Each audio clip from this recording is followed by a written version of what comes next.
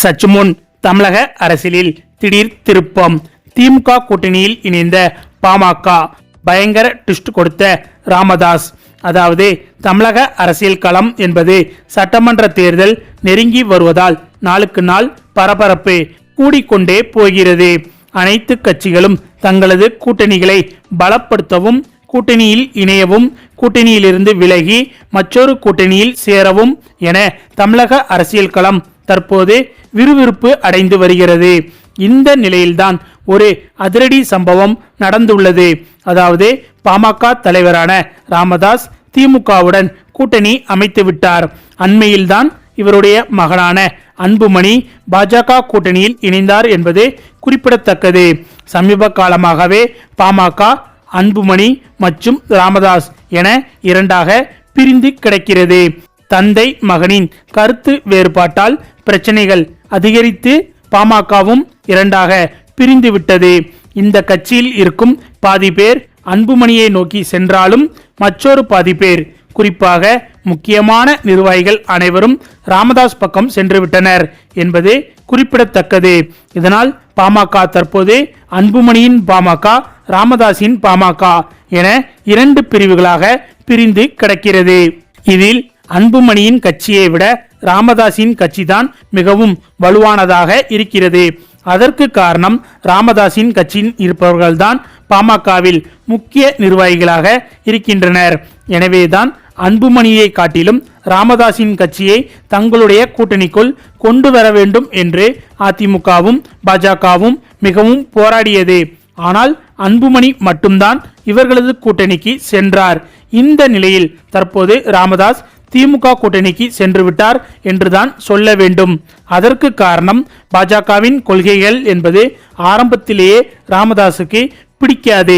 இருந்தாலும் திமுகவில் விடுதலை சிறுத்தை கட்சி இருப்பதால் தான் திமுக கூட்டணிக்கு ராமதாஸ் செல்லவில்லை. ஆனால் தற்போது விசிகாவை விட பரம எதிரியாக அன்புமணியை ராமதாஸ் பார்க்கிறார். அதனால்தான் அன்புமணி இருக்கும் இடத்திற்கு செல்வதை விட விசிகா இருக்கும் இடத்திற்கு செல்வதே மேல் என்று ராமதாஸ் முடிவு செய்து விட்டார். அதுவும் திமுக கூட்டணியில் இணையும் ராமதாஸுக்கு திமுக தரப்பு முக்கிய பொறுப்புகளையும் முக்கிய பதவிகளையும் கொடுக்க இருப்பதாகவும் தகவல்கள் வெளியாகி வருகிறது. அதற்கு காரணம், இதுவரை அதிமுக கூட்டணியான என்டிஏ கூட்டணி தமிழகத்தில் பலம் இல்லாமல் தான் இருந்து வந்தது. ஆனால் தற்போது இந்த என்டிஏ கூட்டணியில் டிடிவி தினகரன், அன்புமணி உள்ளிட்ட 11 கட்சிகள் இணைந்திருப்பதால் இந்த கூட்டணி என்பது தற்போது யானை பலமாக மாறியிருக்கிறது.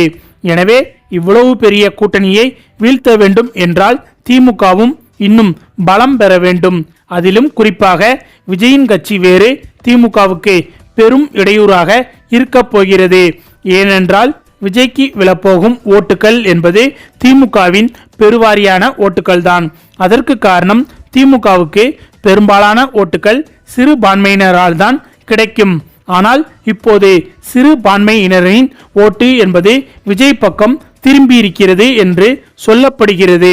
எனவே விஜயின் அரசியல் என்பது தற்போது திமுகவுக்கு தான் மிகப்பெரிய சிக்கலாக மாறியிருக்கிறது. அதே சமயம் தற்போது என்டிஏ கூட்டணியான அதிமுக கூட்டணி தமிழகத்தில் வலுவாக மாறிவிட்டது. மேலும் திமுகவுக்கு இருக்கக்கூடிய இன்னொரு மிகப்பெரிய சிக்கல் என்னவென்றால், ஏற்கனவே கடந்த 5 ஆண்டுகள் திமுக ஆட்சி செய்துவிட்டதால் திமுக ஆட்சி மீது அதிருப்தியில் இருக்கும் மக்களின் வாக்குகள் திமுகவை விட்டு பிரிந்துவிடும்.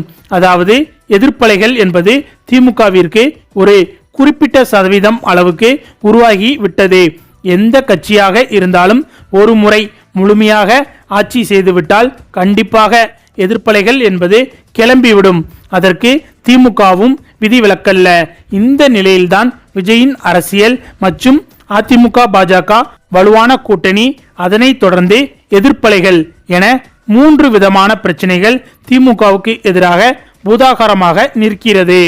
அதே சமயம் தற்போது வெளியாகி வரும் கருத்து கணிப்புகள் அனைத்தும் திமுகவுக்கு சாதகமாகத்தான் இருக்கிறது. ஆனால் அதை நம்பிக்கொண்டு திமுக அவ்வளவு சாதாரணமாக இருந்து விடாது.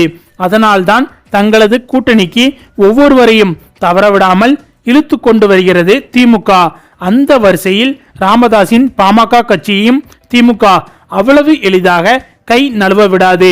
மேலும் தங்களுக்கு கிடைக்கும் சிறு சிறு வாய்ப்பையும் திமுக மிக சரியாக பயன்படுத்தி வருகிறது. அதுவும் தமிழக அரசியலை பொறுத்தவரையில் எப்போதுமே சிறந்த கூட்டணி வைத்திருக்கும் கட்சிகள் தான் வெற்றிகளை பெற்றிருக்கிறது.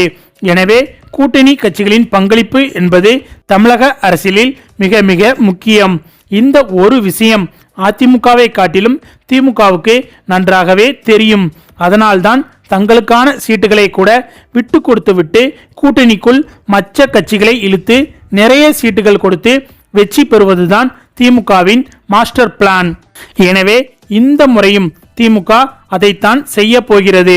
ஆனா என்ன ஒண்ணு, கடந்த தேர்தல்களைப் போல இல்லாமல் இந்த தேர்தலில் திமுக தான் அதிகப்படியான தொகுதிகளில் தனித்து போட்டியிடப் போகிறது என்பது குறிப்பிடத்தக்கது. அதற்கு கூட்டணி கட்சிகள் அனைத்தும் முழு மனதோடு ஒத்துழைப்பு கொடுத்து விட்டன. சீட்டுகள் குறைவாக வாங்கி கொண்டாலும் முக்கிய பொறுப்புகள் கூட்டணி கட்சிகளுக்கு கொடுக்கப்படும் என்று திமுக கூட்டணி கட்சிகளுக்கு வாக்குறுதிகளை கொடுத்திருக்கிறது. எனவே இந்த முறை திமுகவை வீழ்த்துவது என்பது அதிமுக, பாஜக, தவேக போன்ற கட்சிகளுக்கு மிகவும் கடினம் என்பதும் குறிப்பிடத்தக்கது. அதே சமயம் இதில் தேமுதிகவின் பங்களிப்பையும் மறந்துவிட முடியாது. தேமுதிகவும் தற்போது திமுக கூட்டணியில் இணைவதற்கான வாய்ப்புகள் அதிகமாக தெரிகிறது. ஏனென்றால் சமீபத்தில் நடைபெற்ற என்டிஏ கூட்டணி நிகழ்ச்சியில் தேமுதிக இடம்பெறவில்லை. எனவே தேமுதிக இந்த முறை திமுகவோடு இணைவதற்கு அதிக வாய்ப்புகள் தெரிகிறது. மேலும் கடந்த சில நாட்களாகவே திமுகவுக்கு ஆதரவான கருத்துக்களை தேமுதிக கட்சி தெரிவித்து வருகிறது. அதோடு ஸ்டாலினையும் தேமுதிக பொதுச்செயலாளர் பிரேமலதா சந்தித்து பேசியதாகவும் சொல்லப்படுகிறது. மேலும் இந்த முறை எப்படியாவது ஆளும் திமுகவை வீழ்த்தி விட வேண்டும் என்ற குறிக்கோளுடன் பாஜக செயல்பட்டு வருகிறது. அதனால்தான் என்டிஏ கூட்டணியில் டிடிவி தினகரன், எடப்பாடி இருவரும் ஒன்றாக இணைந்து விட்டனர். ஒன்றாக கை குலுக்கிக் கொள்வது, ஒன்றாக நிருபர்களிடம் பேட்டி கொடுப்பது என இருவரும் இணைந்து விட்டனர். கீரியும் பாம்புமாக இருந்தவர்கள் இப்போது ஒன்றாக இணைந்து விட்டனர். அதற்கு காரணம் திமுகவை ஆட்சி கட்டிலிருந்து கீழே இறக்க வேண்டும் என்பதுதான். ஆனால் ஓபிஎஸ் அதிமுக ஒன்றாக இணைய வேண்டும் என்று போராடி வந்தார். அதுவும் டிடிவி தினகரனை நம்பித்தான் எடப்பாடியை முழுமையாக ஓபிஎஸ் எதிர்த்தார். ஆனால் இப்போது ஓபிஎஸ்ஐ கலட்டி விட்டுவிட்டு பதவி ஆசைக்காக டிடிவி தினகரனும் எடப்பாடியும் ஒன்று சேர்ந்து விட்டனர். எனவே இந்த ஒரு விஷயம் என்பது ஓபிஎஸ்ஸின் முதுகில் குத்தியது போல மாறிவிட்டது. எனவே இந்த ஒரு காரணத்தால் கண்டிப்பாக என்டிஏ கூட்டணியில் இனிமேல் ஓபிஎஸ் இணைவது என்பது சாத்தியமே கிடையாது. அதே சமயம் அடுத்த ஒரு வாய்ப்பாக இருக்கும் விஜயின் கட்சியில் ஓபிஎஸ் இணைவாரா என்று கேட்டால் ஓபிஎஸ் இருக்கும் தகுதிக்கு விஜய் போன்ற கட்சியில் அவர் இணைய மாட்டார் என்பதுதான் அரசியல் விமர்சகர்களின் கருத்தாகவும் இருக்கிறது. எனவே இவர் திமுகவில் இணைவதற்குத்தான் பிரகாசமான வாய்ப்புகள் தெரிகிறது. ஒருவேளை ஓபிஎஸ் மற்றும் தேமுதிக மற்றும் ராமதாஸின் பாமக என 3 பேரும் திமுகவில் இணைந்து விட்டார்கள் என்றால் திமுகவின் பலம் என்பது இன்னும் அதிகமாகிவிடும் என்பது குறிப்பிடத்தக்கது. ஓகே ஃப்ரெண்ட்ஸ், இதை பற்றிய உங்களுடைய கருத்துக்களையும் மறக்காமல் கமெண்ட்ல சொல்லுங்க. மேலும் இந்த வீடியோ பிடிச்சிருந்தா லைக் பண்ணுங்க, ஷேர் பண்ணுங்க, நம்ம சேனலை மறக்காம சப்ஸ்கிரைப் பண்ணுங்க. தேங்க்ஸ் ஃபார் வாட்சிங்.